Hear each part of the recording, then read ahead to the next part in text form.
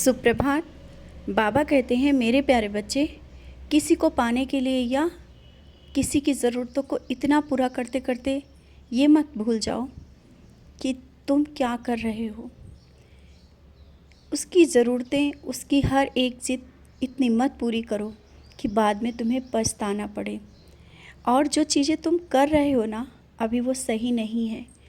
हर एक ख्वाहिश पूरा करना, हर एक समय पर उसके लिए जो चाहे वो तुम करते हो। जानता हूँ उसके लिए तुम्हारा प्यार है, उसका सम्मान करते हो, उसकी परवाह करते हो, तभी आज सभी चीज़ें कर रहे हो। लेकिन जीवन में आगे बढ़ने के लिए कभी कुछ समझाना भी बहुत ज़रूरी होता है। और संघर्ष जब तक जीवन में नहीं होगा तब तक सफलता नहीं मिलेगी।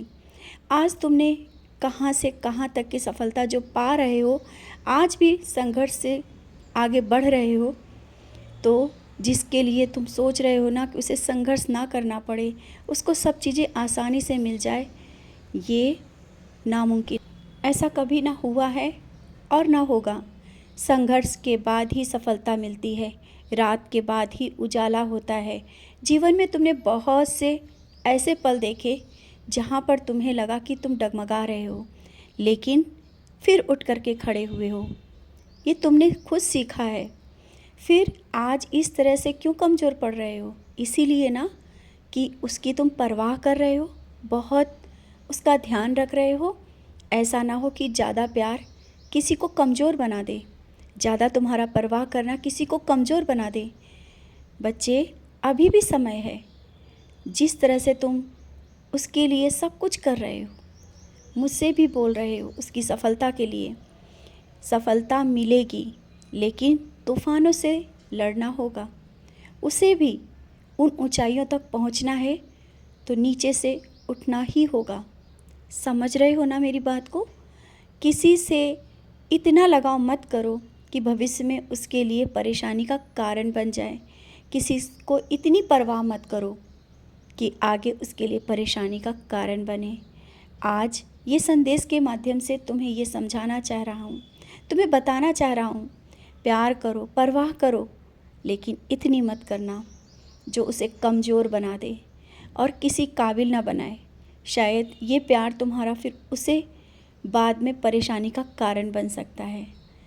और आज से ही अपने प्यार को अपने अंदर मजबूत बना करके रखो और समझाओ, बताओ, सही रास्ता दिखाओ, परेशानियों से लड़ना बताओ।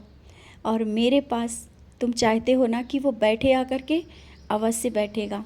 समय तो आने दो, समय के साथ हर एक चीज़ होगी। समय से पहले कभी कुछ ना हुआ है और ना होता है, तो समय का इंतज़ार करो, वो भी होगा जैसा तुम चाहते हो। घर का तुम्हारे माहौल अभी कुछ विचलित सा है, क्योंकि तुम्हारा मन कभी कभी बहुत बेचैन हो जाता है और तुम खुद सोचते हो ऐसा क्यों हो रहा है। यही कुछ अंदर अनचाहे सवाल से होते हैं। जो चीज़ें नहीं होनी होती वो पहले भी सोच के तुम बैठ जाते हो कि कहीं ऐसा ना हो जाए। कैसे हो सकता है?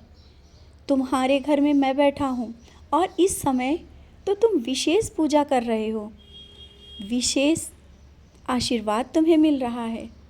समझ रहे हो ना? माता रानी तुम्हारे घर विराजित हैं, तुम पूजा कर रहे हो और मैं तो हर पल तुम्हारे साथ रहता हूँ। फिर तुम्हारे घर में कुछ गलत कैसे हो सकता है? तुम्हारे परिवार के हर सदस्य के लिए मेरा पूरा आशीर्वाद है। हाँ, ये मत सोचो कि वो पूजा नहीं करता तो शायद उसको आशीर्वाद मत मिले। नहीं, ऐसा नहीं हो सकता है। आशीर्वाद पूरे घर पर है, पूरे परिवार के सदस्यों पर है और हर पल तुम मुझे महसूस करते हो। तुम्हारे घर में मैं विराजित हूँ।